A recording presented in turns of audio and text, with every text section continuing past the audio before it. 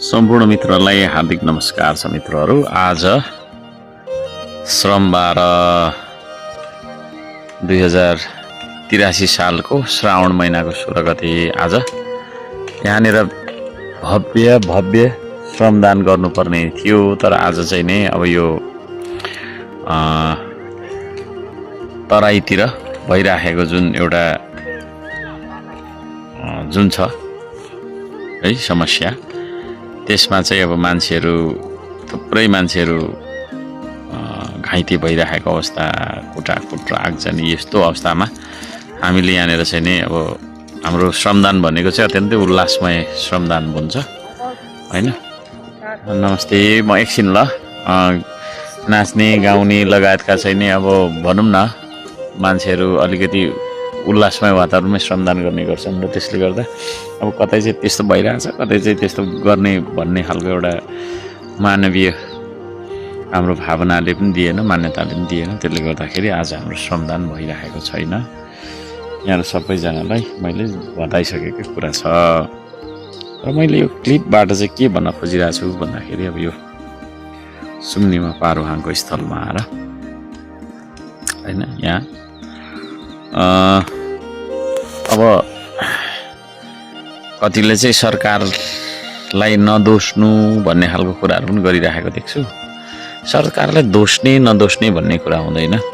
सरकार भन्ने बित्तिकै चाहिँ देशको अभिकर्ता भन्छ, राज्यको अभिकर्ता भन्छ, त्यसलाई चाहिँ भन्नुको मतलब राज्यको अभिभावक पनि हो। त्यसले गर्दाखेरि अभिभावकले अभिभावकीय भूमिका निर्वाह गर्नुपर्छ। म यहाँहरू सबैजनालाई त्यो बुझाउन चाहन्छु। अब सरकारले नै जिम्मा लिने होला नि त, हरेक कुराहरू सरकारले नै जिम्मा लिने हो। त्यही भएर ऊ त सरकार हो त हैन। नियम कानुन नीति विधि विकास शान्ति सुरक्षा यी सबै कुरा अब सरकारले जिम्मा नलिने, सरकारले चाहिँ हैन भूमिका नखेल्ने भने चाहिँ कसले खेल्ने हो त? कुनै एउटा पार्टीले अथवा कुनै एउटा संस्थाले, कुनै एउटा चाहिँ नि हैन तपाईको चाहिँ नि समूहले, कुनै एउटा जातिले है त लिने होइन। त्यसो भएको कारणले गर्दाखेरि सरकारले जिम्मा लिनुपर्छ भन्ने बुझाइ हामी सबैको रहनुपर्छ र त्यही बुझाइ हो। म यहाँ सबैलाई त्यो भन्न चाहन्छु र त्यो बुझाइबाट चाहिँ भूमिकागत तपाईँको चाहिँ के अरे कार्य हेर्नुपर्छ र यो सरकारले चाहिँ बेलामा काम गरिदिएको भए, यो विषयहरूमा अलिकति गम्भीर भएर हैन कुराहरू गरिदिएको भए सायद राम्रै पनि हुन्थ्यो होला। नमस्ते। तर के भइदियो भन्दाखेरि अब त्यति भइदिएन हैन, बेलामा भइदिएन। अब सरकारले गम्भीर भएर लिनुपर्ने कुराहरू जुन थियो त्यो पनि अब अलिकति बेलामा नभएको कारणले गर्दाखेरि चाहिँ यस्ता घटनाहरू घटिरहेका छन् भन्छु म चाहिँ। र सबैजनालाई संयम अपनाउनु होला, म त्यो भन्न चाहन्छु। र अलिकति अब यो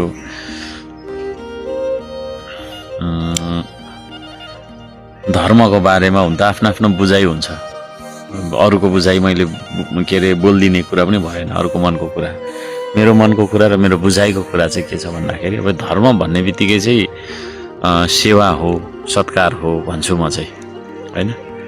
हामीले अरूको सेवा सत्कार, अरूलाई अपमान गर्दैनौँ, सम्मान गर्छौँ, सेवा सत्कार गर्छौँ भने त्यही तपाईँको चाहिँ धर्म हो जस्तो मलाई चाहिँ लाग्छ। अब यहाँ कुराहरू थुप्रै कुराहरू छन् हैन। अब यो विभिन्न कुराहरू आइरहेको छ। अब धर्मसँग मान्छे जोडिँदो रहेछ, मान्छेको मनमा धर्म हुँदो रहेछ भन्ने कुराहरू अब हामीले बोध गरिरहेका हुन्छौँ, हरेक पल बोध गरिरहेका हुन्छौँ। अब यहाँनिर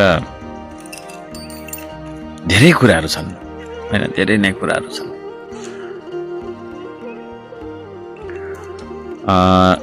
जनकपुर गइयो अस्ति यो श्रावण 5 गते। त्यो जनकपुरमा चाहिँ हाम्रो श्रमदाताहरूलाई भेट्न म गएको थिएँ। हाम्रो सङ्गठन, पार्टीको सङ्गठन, विशुद्ध सङ्गठन विस्तार गर्नका लागि हामी गएको। जाँदाखेरि त्यहाँ अब मन्दिर दर्शन गर्ने गराउने भन्ने कुराहरू केहरू आयो। त्यही कताबाट के मिलाउनु हो अनि जाउँ के हो भन्न खोजेको। अब पहिला जानु पुग्नुभन्दा अगाडि नै त्यहाँनिर हाम्रो साथीहरूलाई दुर्व्यवहार भइसकेपछि त्यहाँ म गइनँ। र यो तपाईँको छैन के अरे मैले चाहिँ नि त्यहाँनिर अघिल्लो दिन होइन 4 गते नै पनि त्यहाँनिर चाहिँ नि हाम्रो काठमाडौँको साथीहरू पुग्नु भएको थियो। त्यतिखेर पनि केही सङ्केत चाहिँ त्यस्तो खालको केही उहाँहरूले इन्फर्मेसन खोइ के कता के भन्नुभएको छ त्यसलाई मुखर ढङ्गबाट मैले भन्न चाहिनँ। त्यसो भएको कारणले मैले हाम्रो गृहमन्त्रीज्यूलाई फोन गरेको थिएँ होइन। मुखर ढङ्गबाट चाहिँ भन्न चाहिनँ, भन्दा त भन्दा हुन्थ्यो होला तर भन्दिनँ म त्यो चाहिँ। केही त्यस्तो केही सङ्केत हुनसक्छ कि भन्ने हिसाबको कुरा चाहिँ मलाई अघिल्लो दिनै त्यस्तो खबर आएको थियो र मैले यो विषयमा गृहमन्त्रीज्यूलाई पनि अब एकचोटि क्विक रेस्पोन्स मन्त्री भनेर मैले चाहिँ नि क्विक रेस्पोन्स मिनिस्टर भनेर पनि उहाँलाई मैले प्रशंसा नै गरेको थिएँ सदनमा। उहाँलाई मैले जानकारी दिएको थिएँ। अब हुन त देशैभरिको अब सुरक्षा हेर्ने मान्छे उहाँहरू होइन। उहाँ ठुलो काम हो त्यो गृह मन्त्रालय सम्हाल्ने भनेको चान्चुने काम हो। उहाँले त्यो विषयलाई त्यति सिरियस लिनु भएन जस्तो मलाई लाग्यो। अनि यही कुरालाई मैले जाँदै गर्दाखेरि गाईघाट भन्दाली वालतिर रामपुर भन्छ क्या र त्यतातिर त्यही इलाकाबाट नि फोन गरेको थिएँ।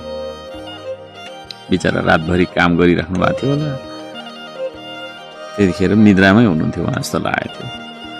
अनि हुन्छ भन्नुभयो त्यहाँ अलिकति यसो होइन सुरक्षाको लागि बनाएको थियो। र हाम्रो साथीहरू त्यहाँनिर चाहिँ बिहान 10 बजीको समय थियो कि कतिखेर थियो त्यस्तै 9-10 बजी जाँदाखेरि चाहिँ दुर्व्यवहार भइरहेको रहेछ। अनि त्यतिखेर टक्क फोन आयो अनि मैले फोन गर्दाखेरि चाहिँ उहाँको फोन अफ थियो गृहमन्त्रीज्यूको।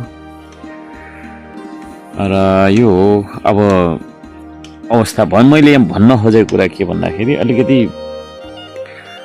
गम्भीर भएर लाग्नुपर्ने हुन्छ जस्तो लाग्छ कतिपय कुराहरूमा। अब उहाँ हुन त अब काम धेरै भएर पनि होला गम्भीर त्यति हुनु भएन यो विषयलाई लिएर चाहिँ। अब त्यसपछि अब त्यहाँनिर धेरै कुराहरू अब त्यो जुन कार्यक्रमहरू भइसकेपछि फर्किएपछि पनि त्यहाँ हाम्रा श्रमदाताहरू फेरि उता जानुभएछ। अब बल्ल बल्ल गएको एकचोटि यसो जाउँ त दर्शन गरौँ भनेर गएछन्। कोही 1-2 जना एक्लै जानुभएछ एक्लै दुक्लै।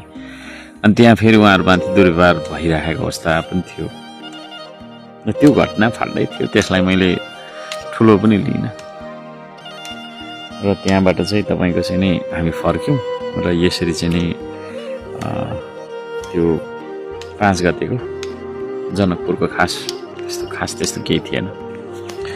अब यता चाहिँ यो कहिले ठ्याक्कै मैले याद पनि गरिनँ। सुनसरीमा कता के साउन्ड बजाए अरे भन्ने कुराहरू आयो कता कता के त्यहाँदेखि अब त्यो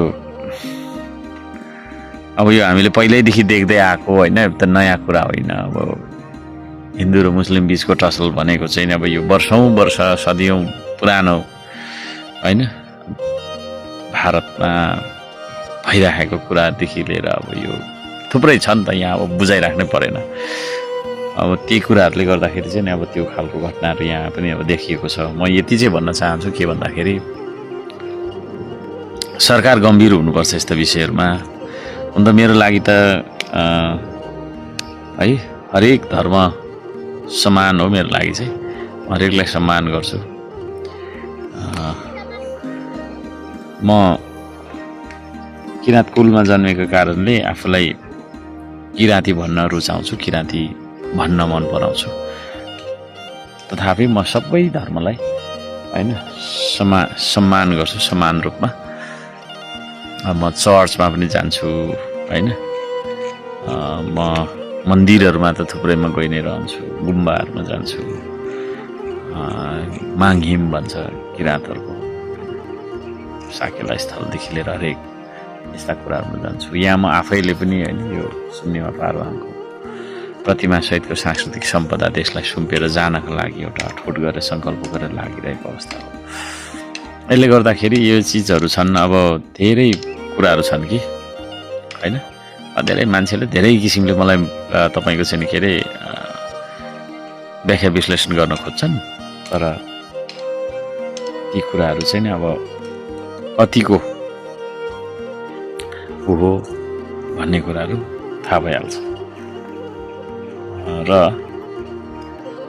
मनमा सत्य होइन र मनमा चाहिँ नि पाप नभएको व्यक्ति भएको कारणले यहाँहरू सबैजनालाई मेरो अनुरोध छ होइन, सबै मिलेर बाँचौँ, सबै मिलेर बचाउँ, अरूलाई पनि यो त्यो नगरौँ। अहिले सुरक्षाकर्मीहरू नेपाली सेनालाई पनि अनेक परि भनिराखेकोहरू सुन्छु, त्यसो पनि नभनौँ होइन। हाम्रो सुरक्षाको लागि नै खटिरहेका हुन्छ, त्यस्तो हुन्छ। जनताको आवाजलाई सरकारले सही ढङ्गबाट मुखर गर्नुपर्छ, सम्बोधन गर्नुपर्छ, र मात्रै यस्ता समस्याहरू चाहिँ नि समयमा होइन सुल्झिन्छन्। यो भन्न चाहन्छु। यहाँहरू सबैको शुभ दिनको कामनासहित यो सानो सन्देश, सानो भन्दा पनि 10, 11, 12 मिनट लागेर सन्देशबाट बिदा भएँ। नमस्कार छ सबैको, जय होस्, नमस्ते।